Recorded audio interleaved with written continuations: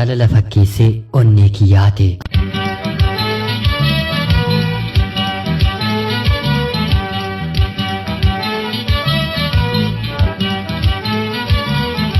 Maqaan koo XY kanin jedhamu kanan dhaladhee godina Horroo Guduruu Wallaggaa magaalaa Shaambuu keessatti yeroo ta'u barumsa koo kutaa 1 hanga 8 magaalaa Saqalaattiin baradhe.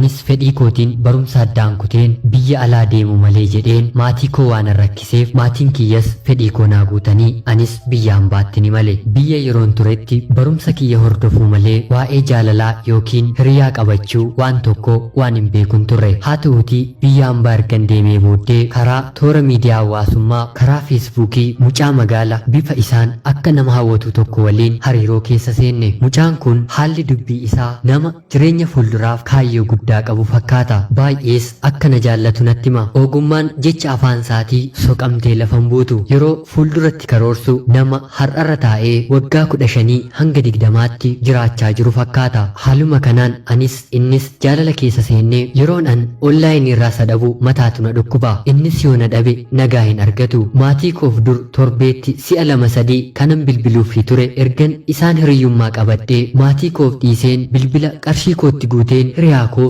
si'a baay'ee bilbila ture. Isaaf otoon bilbiliyyoon bule keessi koo na jeeqama. Hojiinis natti hin tolu. Haalli deemsa keenyaas jireenya waliin jiraachuuf karoorri keenyi caalaatti cimaa dhufe. Ani isa malee inni ana malee jiraachuu akka hin dandeenye waliin haasa'uu jalqabne. Erga kana waliin murteessannee booddees wantoota gara fuulduraatti mana keessa ittiin jiraannu karoorsinee ammumaa hojjechiisuuf irratti dudubbanne. Innis haaluma kanaan otoo jirru kan meeshaa ittiin jiraannuun hojjechiisu qarshii ergii naan jedhe.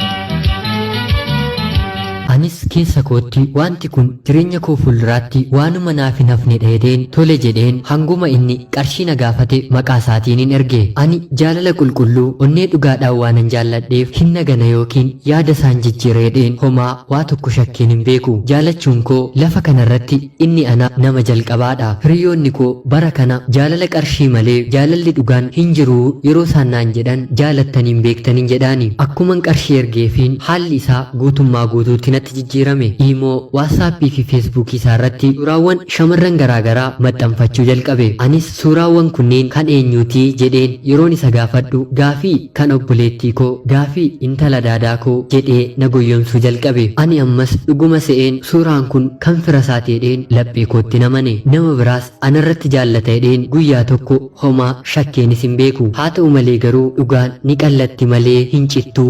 Akkuma jedhan mucaan kun asuma biyya Dubaay keessa hiriyaa akka qabuu fi isheetiin illee jaalala dhugaa otoo hin taane qarshiidhaaf akka inni ishee jaallatu hiriyoonni koo harkaaf harkatti mirkaneessanii sagalee isaanii fidani. Anis guyyaa kanaa kaasee isarraa addaan hin cite. Hiriyoonni koo yeroo hedduu waa'ee isaa yeroo natti himan lakkii sobdaniitii yookiin inaaftaniitii jedheen guyyaa baay'ee isaan waliin walloleera. Onneen koo jalqaba isaaf waan banamteef ammayyuu baay'een isa jaalladha. Haa ta'u malee garuu wanta an hin yaanne waan narratti raawwateef jaalalaaf abdiin qabu narraa kute. Yaannii fi qalbiin koos na cabe. Sababa isaatti maatiin koollee guddaa natti mufatani. Yeroo ammaa kanatti namni waa'ee jaalalaa yeroo natti kaasu jechuma isaan jaalladha malee ani jaalalaaf bakka hin qabu. Abdiis irraa kutadheen jira. Deebi'ees hinna qabata jedheen yaaduus hin danda'u. Isin yaalammii koo jireenya jaalalaa koo akkan sirreeffadhuuf yaada keessaniin na gargaara. Dhuguma jaalala hundumaatu akkasimoo kan koo qofaatu akkas ta'ee hafe. Jaalala fakkeessee qarshii narraa barbaacha onnee kiyya hate.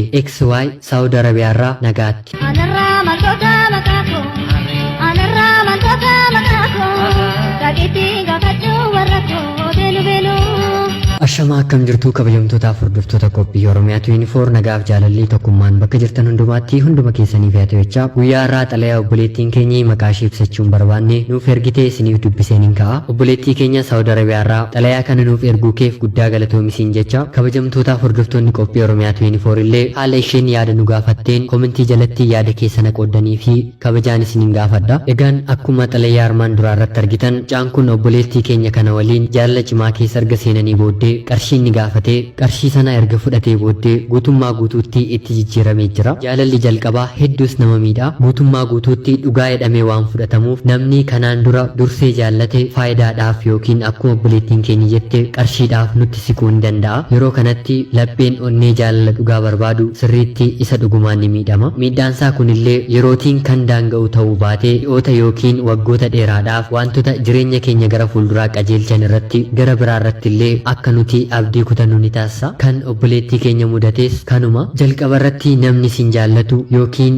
isin waliin hariiroo uummachuu barbaadu akka yaada dhuunfaa kootti nama ofiin of danda'e ta'uu qaba. Maaliif yoo jettan maddi galii kan argamu karaa nama tokko qofaa yoo ta'e booddee rakkina keessa waan nama buusuuf yeroo qarshii laannus ta'e namaaf erginu of eeggannoo cimaa gochuun baay'ee barbaachisaadha. Keessumaayyuu obboloonni koo dubartootaa biyya Arabaa keessa jiraattan wantoota hedduu asii argaa waan jirruuf namni jaalala keessa isin seensisee qarshii ergaa isiniin jedhu booddee rakkoo cimaarra waan isin buusuu danda'uuf maallaqa itti dafqitanii hojjettanii argattan kana haala laayyootiin namatti otoo erguu baattanii ergaa isiniif hin qaba. Lammaffaa irratti karaa toora sooshaal miidiyaa yookiin feesbuukii, waatsaappii, vaayibarii nama kamiyyuu kana dura isin hin beekne hariiroo jaalalaaf yoo kan isin gaafatu yookiin isin kaadhimmatu ta'e of eeggannoo cimaa akka gootan isinitti himuun barbaada. Jalqaba irratti namichi kun kan isin bira dhufee gaaffii jaalalaa isiniif dhiyeessu biyya hambaa jiraachuu keessan baree akkanumallee hiriyaa akka isin hin qabne hiriyoota isinuma waliin jiraatan irraa adda baafatee qoratee karoorfatee waan dhufuuf of eeggannoo keessan kanarratti akka cimsitan kabajaan isin hin gaafadha. Inni sadaffaan obboleettii keenya biratti maatii isheellee akka isaan isheetti mufatan sababa hiriyaa kanaatti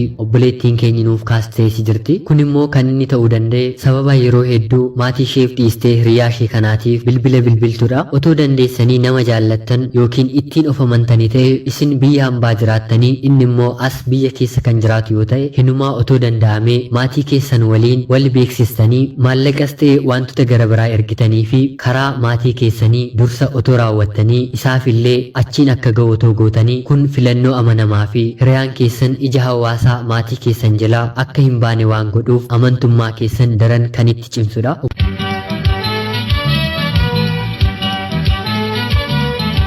obboleettii kiyyaaf dhaamsa gara biraa dhumarrattan siif dabarsuu barbaadu jaalalli kan jedhamu sirriitti dhuguma ni jira. Haa ta'u malee garuu jaalalli gosa lamaatu jira. Tokkoffaan kan maalummaa qabeenyaa fi eenyummaa irratti hundoofne, lammaffaan immoo kan haala irratti hundaa'ee nama qabatudha. Jalqaba jaalalli ati jaallatte namichuma kanallee waan hin beekneefati jaalala haalaa fi sababa irratti hundoofnedha. Otuu eenyummaa keessa wal beektu ta'ee yookiin dursitanii nama kana waliin wal beektu ta'ee jaalalli kun jaalala filatamaa ture. Haa ta'utii garuu hiriyaan kee kun faayidaa waan sitti dhiyaateef milkaa'uu hin dandeenye. Kan inni si jaallate jaalala lammaffaa haala irratti kan hundaa'e yookiin qarshii qabaachuu kee biyya alaa jiraachuu kee irratti xiyyeeffannoo godhatee kan si bira dhufedha. Inni gara biraan dhiirri eenyuyyuu haa ta'u suuraa kamiyyuu piroofaayil piikcharii godhachuu kan danda'u kan obboleessaa yookiin kan adaadaati jedhamee gonkumaa hin amanamu, sirriis miti. Haga yoonaatti ani nama suura obboleettiisaa yookiin suura firasaa piroofaayil piikcharii isaa godhateeru nama argeen hin beeku. Isin obboloonni koo shamarranii gara biraallee hiriyaan keessan akkas jedhee yoo isin goyyomsaa jira ta'e kun waanuma ta'uu hin dandeenye waan ta'eef daftanii otoo isarratti bartanii baay'ee natti tola. Yeroo tokko tokko shamarran tokko tokko jaalala keessa yeroo waliif amanamuuf gulantaa barbaadan ani suuraa kiyya atis suuraa kee piroofaayil piikcharii godhi jedhanii yerootti gaaffii wal gaafatan waan jiruuf nama jaallattan yookiin nama amantan suuraa piroofaayil piikcharii yoo gootan homaa rakkoo hin qabu. Garuu nama isin bor waliin hin deemne tokko toora fuula feesbuukii yookiin piroofaayilii gara biraa irratti maxxansuun gaarii miti. Hariiroo keessan gara fuulduraatti dhufu fayyaa kan hin qabne gochuu waan danda'uuf yoo xiqqaate haga isin waadaa waliif galtanii qubeelaa waliif hiitanitti suuraa piroofaayilii hagam otoo wal